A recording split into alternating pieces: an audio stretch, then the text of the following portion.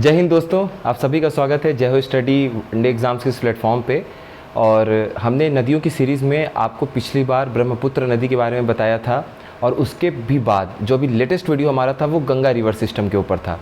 उसके बाद मैंने आपसे बोला था कि अब हम लोग सिंधु नदी के आसपास की नदियों को और रिवर बेसिन को पूरा हम देखेंगे। तो आज जो ज्योग्राफी में हमारा वीडियो है वो इंदस रिवर के बारे में है।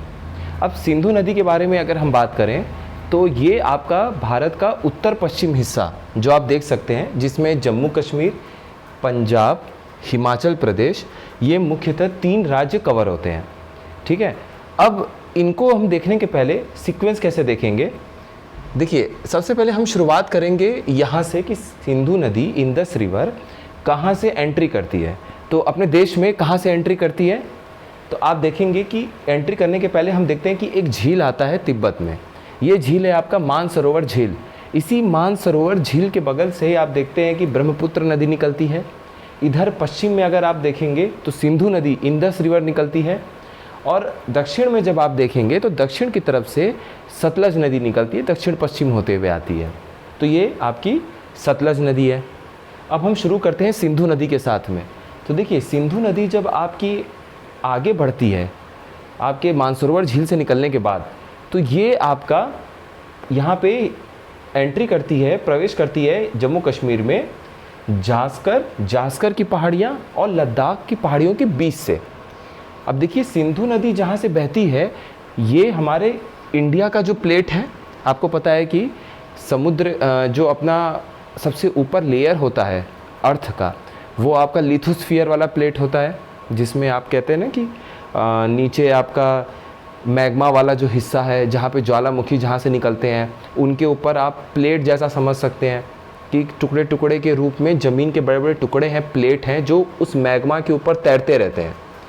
तो ये वाला जो हिस्सा है ये इंडो ऑस्ट्रेलियन प्लेट है, इंडिया और ऑस्ट्रेलिया, और बीच में जो इंडियन ओशियन, भारतीय ये प्रशांत महासागर, ये आपको प्रशांत महासागर नहीं, इंडिया का जो ओशियन है इंडियन ओशियन है। तो ये हिस्सा आपका कुल मिला के इंडियन ओशियन प्लेट है, इंडियन ऑस्ट्रेलियन प्लेट। और ये आपका तिब्बत वाला हिस्सा है, यूरेशियन प्लेट है, जिसमें यूरोप वाला हिस्सा और ये आपका एशिया वाला हिस्सा है। तो ये दोनों के बीच से जहाँ ये आपस में टकराए थे और जो गड्ढा जैसा बना था, उसी के गड्ढे के पास से ये सिंधु नदी बहते हुए जाती है। तो सिंधु नदी आपकी एंट्री कर गई इंडिया में। अब आप यहाँ देख रहे हैं कि ये जास्कर की पहाड़ी और लद्दाख के बीच से सिंधु नदी जा रही है।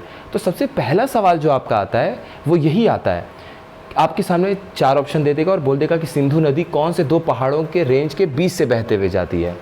तो आप यहाँ से देख सकते हैं कि ये मानसरोवर से निकली सिंधु नदी और कौन कौन से 2 पहाड़ों के बीच से गई, ऊपर लद्दाख और नीचे जास्कर, और इनके बीच से निकलते हुए गई।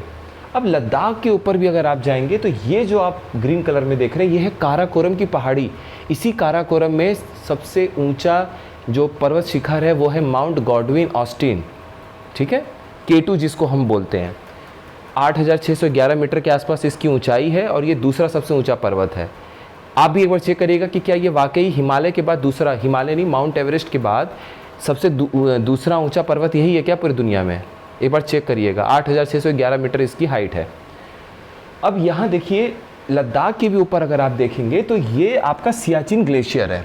ठीक है, सियाचिन ग्लेशियर है। सियाचिन ग्लेशियर से एक नदी निकलती है, वो है नुब्रा नदी। तो ये क्वेश्चन आता है, या तो आपसे पूछ देगा ग्लेशियर का नाम दे देगा और बोल देगा कौन सी नदी निकलती है, नुब्रा, श्योक, सिंधु और कोई एक और नदी का नाम दे देगा। या फिर आपसे बोलेगा कि नुब्रा नदी दे देगा और कह देगा कि कौन से ग्लेशियर से निकलती है। तो नुब्रा नदी किसकी सहायक नदी है, श्योक की। और श्योक कहाँ से निकल रहा है, ये सियाचिन से नहीं निकल रहा है, ध्यान दीजिएगा। सियाचिन के बगल से रेमो ग्लेशियर है, वहाँ से निकलता है।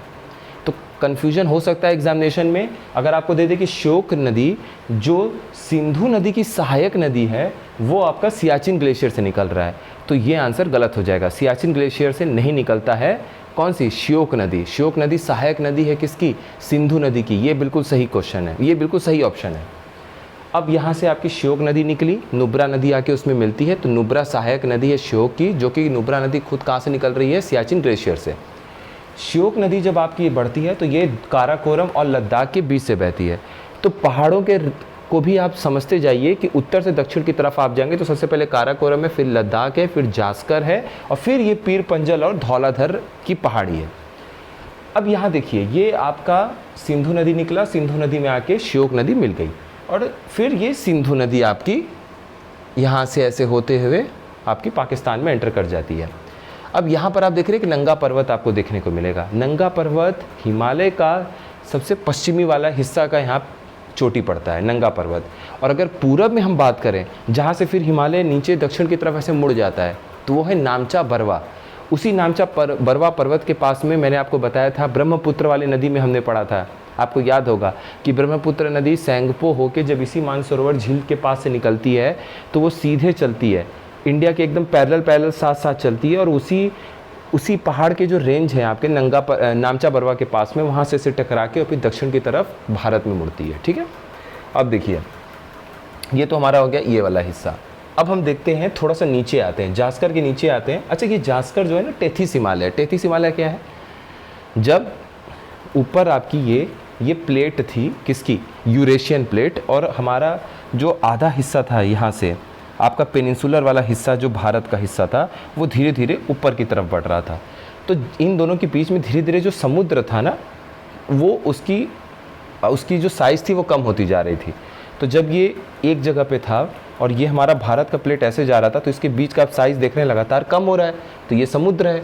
फिर फाइनली क्या होता है कि यहाँ पर ये मान लीजिए कि आपका ये टेथिस समुद्र है और ये प्लेट हमारा भारत का टकराया, अभी आगे बढ़ रहा है। तो ये चूँकि इस समुद्र के ऊपर का जो क्रस्ट है, ज़मीन है, वो थीन है, वो उतना स्ट्रांग नहीं है। तो जब आप देखेंगे कि वो जब ऐसे मुड़ना शुरू किया इस प्लेट की वजह से, तो वो मुड़ते मुड़ते इस प्लेट के उत्तरी हिस्से, मतलब उस तरफ के हिस्से में ये आ गया। तो हिमालय का हमारा जो हिस्सा इधर की तरफ आपका स्लोप बनाता है, उस स्लोप की तरफ आपका ये जास्कर की पहाड़ी है, जो कि इसीलिए यहाँ पे आपको समुद्र के कई सारी चीज़ों के अवशेष मिलते हैं, क्योंकि ये टेथिस हिमालय कहलाता है, कि हिमालय का हिस्सा है, हिमालय के थोड़े बाद का हिस्सा है, लेकिन उसी टेथिस सी के मुड़ने के बाद वो हिमालय के साथ लग गया था। तो ये आपका क्या है? जास्कर। अब आप नीचे जब आते हैं तो आप लगभग यहाँ देखिए, ये आप देख रहे हैं झेलम है। तो यहाँ पे झेलम नदी कहाँ से निकलती है? अनंतनाग यहाँ पड़ता है। अनंतनाग से थोड़ा और इधर आएंगे आप आगे तो वेरीनाग पड़ता है। वेरीनाग के पास से झेलम नदी निकलती है। तो झेलम नदी यहाँ से निकलते ही यहाँ एक शहर बसा हुआ है झेलम के किनारे, कौन सा? श्रीनगर। फिर ये आगे निकलती है, ये आपका 1 नंबर पे कौन सा झील है? वुलर झील, जो कि भारत की सबसे बड़ी मीठे पानी की झील है, फ्रेश वाटर लेक है। ठीक है, ये वुलर झील से होते हुए झेलम नदी आगे बढ़ती है, भारत और पाकिस्तान का बॉर्डर बनाती है, और फिर ये पाकिस्तान चली जाती है। अब ये आप देखिए कि जो वुलर झील है, इसके नीचे एक पहाड़ की रेंज आपको देखने को मिलेगी। इसको आप मान लीजिए आप हिमाचल में अब एंटर कर चुके हैं, मतलब ग्रेटर हिमालय जो है, ये ग्रेटर हिमालय के बाद जो मध्य वाली आपकी हिमालय की पहाड़ियाँ हैं, जिसको आप हिमाचल भी बोलते हैं, तो हिमाचल वाली ही एक तरीके से रेंज है ये पीर पंजल की पहाड़ी। अब पीर पंजल की रेंज आप देख रहे हैं, पीर पंजल रेंज और ये जास्कर के बीच में श्रीनगर है। अब यहाँ श्रीनगर जाने के लिए पीर पंजल के आगे एक पास करना पड़ता है, आपको पास को, दर्रे को पार करना पड़ता है। अब बनिहाल पास है कि जोजिला है, आप एक बार देखिएगा ज़रूर। बनिहाल पास श्रीनगर जाने के लिए पड़ता है, और जोजिला जब श्रीनगर के आगे से हमें लद्दाख की ओर जाना पड़ता है तो जोजिला पास पड़ता है। ठीक है, अब ये आप देखेंगे कि श्रीनगर पूछ देगा कि कौन से 2 पहाड़ियों के बीच में है, तो जास्कर और पीर पंजल के बीच में है। अब पीर पंजल रेंज हो गया। अब हम चलते हैं थोड़ा सा अब हम हिमाचल की तरफ चलते हैं। पीर पंजल की से आगे आप जब जाएंगे तो ये पीर पंजल रेंज कुछ ऐसे दक्षिण पूरब की तरफ, साउथ वे ईस्ट की तरफ ऐसे पहाड़ी है, इस तरीके से। तो ये थोड़ा सा हिस्सा इसका हिमाचल प्रदेश में भी आता है। अब जहाँ पर ये आप देख रहे हैं, तो जब ये हिमाचल के पास जहाँ पर आता है, वहीं पे आपको एक नदी का उद्गम देखने को मिलेगा, और वो नदी है आपकी चेनाब नदी। सिंधु हमने देख लिया, झेलम देख लिया, अब बात करते हैं चेनाब की। तो चेनाब नदी कहाँ से निकल रही है? यहाँ से निकल रही है, रोहतांग के पास से। रोहतांग पास के पास से, मतलब रोहतांग दर्रे के पास से आपको देखने को मिलेगी चेनाब नदी। अच्छा, ये जो रोहतांग दर्रा है ना, ये 2 एरिया को कनेक्ट करता है, लाहौल स्पीति। इसी लाहौल स्पीति के बाद फिर लद्दाख आ जाता है, और लाहौल स्पीति और कुल्लू के बीच में है। तो कुल्लू के ही आगे मनाली पड़ता है, मनाली के बाद फिर आपका रोहतांग दर्रा पड़ता है, और उसके बाद फिर ये रोहतांग दर्रे से होते हुए आप पहुंचते हैं लाहौल स्पीति। लाहौल स्पीति बिल्कुल आखिरी है हिमाचल का ज़िला।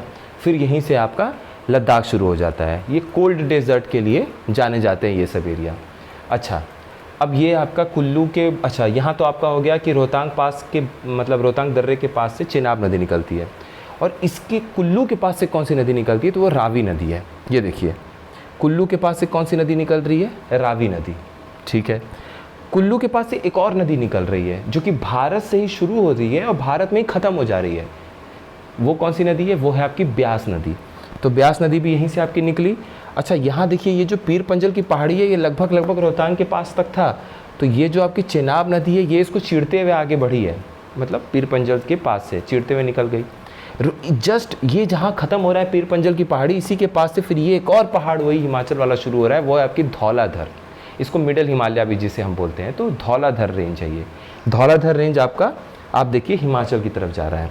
अब यहाँ पर ये कुल्लू है, कुल्लू के पास एक रावी नदी निकली, ये जाके आपकी चेनाब में मिल गई पाकिस्तान में, और फिर इसी के पास से एक नदी निकलती है ब्यास नदी, और ब्यास नदी पंजाब में हरिके नाम की एक जगह है, हरिके में जाके सिंधु, ये सतलज नदी में जाके मिल जाती है। ठीक है, ब्यास नदी पे ही एक बांध बना हुआ है हिमाचल प्रदेश में, कांगड़ा ज़िले में है ये है पोंग बांध, पोंग डैम। तो पोंग डैम आपको अगर पूछे किस नदी पे बना हुआ है, झेलम, चेनाब, रवि, सतलज, ब्यास, तो आंसर क्या होगा, ब्यास। अब इसके बाद जिस नदी को हम देखने वाले हैं वो नदी है आपकी सतलज। ठीक, जो सतलज नदी है, देखिए मैंने ये दिखाया हुआ है कि मानसरोवर झील के पास से ये भी नदी निकली हुई है। तो मानसरोवर झील कितना बड़ा हिस्सा है कि एक आपकी इधर से ब्रह्मपुत्र निकली थोड़े दूर पे, एक आपकी ऐसे सिंधु नदी निकली, और एक आपका दक्षिण पश्चिम होते हुए सतलज नदी निकली, जो कि भारत में शिपकिला दर्रे से, शिपकिला पास से होते हुए प्रवेश करती है, एंट्री करती है। और जब ये एंट्री करती है तो आप देखिए सतलज नदी आगे बढ़ी, और यहाँ पर एक भाखड़ा नंगल बांध है, जो कि आप जानते हैं हिमाचल प्रदेश में किसके ऊपर बना है, सतलज नदी के ऊपर बना हुआ है। यहीं पे डैम के पहले एक बड़ा सा रिजर्वायर होता है ना आपका, झील जैसा पानी जहाँ पे इकट्ठा किया जाता है, तो इसका नाम है गोविंद सागर झील। तो गोविंद सागर लेक कहाँ पर है, हिमाचल प्रदेश में। किस नदी पर है, सतलज नदी के ऊपर है। अगर बांध के साथ आपका नाम पूछ दिया कि ये झील कौन सा है, तो गोविंद सागर झील किस बांध के साथ जुड़ा हुआ है, भाखड़ा नांगल डैम के साथ जुड़ा हुआ है। और फिर यही आप देख रहे हैं कि ये आपका सीधे सतलज चलता चला गया, हरिके यहाँ पे पंजाब है, ये एकदम बॉर्डर जो पड़ता है इंडिया पाकिस्तान का, फजलका नाम है एक जगह पंजाब में, वहाँ से ये एंट्री करती है पाकिस्तान में, और ये ब्यास नदी आके हरिके में मिल जाती है सतलज नदी में। अब एक चीज़ को मैं आपको बताना चाहता हूँ कि श्रीनगर के बगल में आप यहाँ पे देखेंगे एक राष्ट्रीय उद्यान है। उस राष्ट्रीय उद्यान का नाम क्या है, डाचीगाम नेशनल पार्क, डाचीगाम राष्ट्रीय उद्यान। तो ये आपका कुल मिला के सिंधु नदी और उसकी सहायक नदियों का एक पूरा रिवर बेसिन है। सिंधु नदी, अब आपको क्वेश्चन क्या देता है ना, क्वेश्चन आपको पूछ देगा उत्तर से दक्षिण में लगाइए, तो आपको ले देगा झेलम, फिर देखिए है चेनाब, फिर देखिए रावी, फिर है ब्यास, फिर है सतलज। कौन सी नदी भारत में शुरू होकर भारत में खत्म हो गई, ब्यास नदी है। पोंग बांध किस नदी पर है, ब्यास नदी पर है। गोविंद सागर झील किस नदी पर है, सतलज नदी पर है। नंगा पर्वत क्या है, हिमालय का सबसे पश्चिम वाला चोटी वाला एरिया है, यहाँ पे हिमालय का सबसे पश्चिम में, यहाँ पर आके हिमालय लगभग ख़त्म हो जाता है। जास्कर क्या है, टेथिस हिमालय है, बिल्कुल टेथिस समुद्र ऐसे जब मुड़ा और ये हिमालय के पास से ऐसे आगे गया, तो ये जो कंसोलिडेट करके जो आपस में इकट्ठा होकर कई सालों के बाद जो इस तरीके से हिमालय बना, वो टेथिस हिमालय है, जास्कर रेंज। उसके बाद आप देखिए जब सिंधु नदी एंट्री करती है तो कौन से दो पहाड़ों के श्रृंखलाओं के बीच से बहते हुए जाती है, ऊपर लद्दाख, नीचे जास्कर।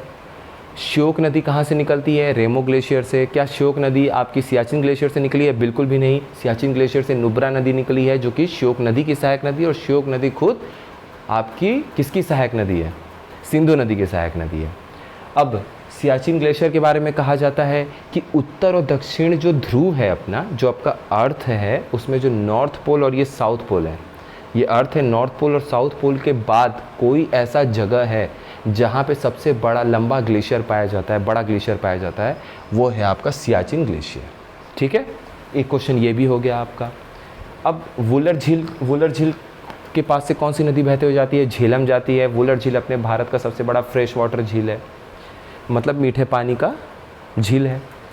उसके बाद आपके पास क्या क्वेश्चन बचेगा, ये वेरीनाग से कौन सी नदी निकल रही है, झेलम नदी निकल रही है। सतलज कहाँ से निकल रही है? सतलज मानसरोवर से निकल रही है। कौन से दर्रे से होते हुए भारत में आ रही है? शिवकिला दर्रा है। रोहतांग पास के पास, मतलब रोहतांग दर्रे के पास से कौन सी नदी निकल रही है आपकी? तो वो आपकी चेनाब नदी निकल रही है। चेनाब नदी, दो नदियाँ, पहले चंद्र और भागा, ये दोनों नदियाँ कैसे मिलती हैं, फिर चेनाब नदी बनती है। उसके बाद से ये कौन सी नदी आ रही है? रावी नदी। रावी नदी कहाँ से निकली है? कुल्लू के पास से। कुल्लू के बाद आता है मनाली और फिर आता है रोहतांग, सॉरी ये आता है लाहौल स्पीति। इन लाहौल स्पीति और मनाली और कुल्लू, इनको आपस में जोड़ने के लिए कौन सा दर्रा है? ये है रोहतांग दर्रा, जिसके पास से कौन सी नदी निकलती है? चेनाब नदी। उसके बाद कुल्लू नदी के पास से कुल्लू पहाड़ी के पास से दो नदियाँ निकली हैं, एक है रावी, एक है ब्यास। रावी नदी तो पाकिस्तान में जाके मिलती है इनमें, चेनाब में। अब उसके बाद यहाँ आप देख रहे हैं कि ये पीर पंजल की पहाड़ी है, ये धौलाधर रेंज है। तो कुल्लू जो आपका पहाड़ी है, ये कुल्लू जो है, ये कहाँ पर है कुल्लू? ये धौलाधर की पहाड़ियों के पास में है। ठीक है, बस ये आपका सारा का सारा क्वेश्चन इस तरीके से आ जाएगा। तो ये कंप्लीट हो गया आज हमारा सिंधु नदी। तो मुख्य तौर पे जो बड़ी बड़ी नदियाँ थी वो हमने कंप्लीट कर लिया है।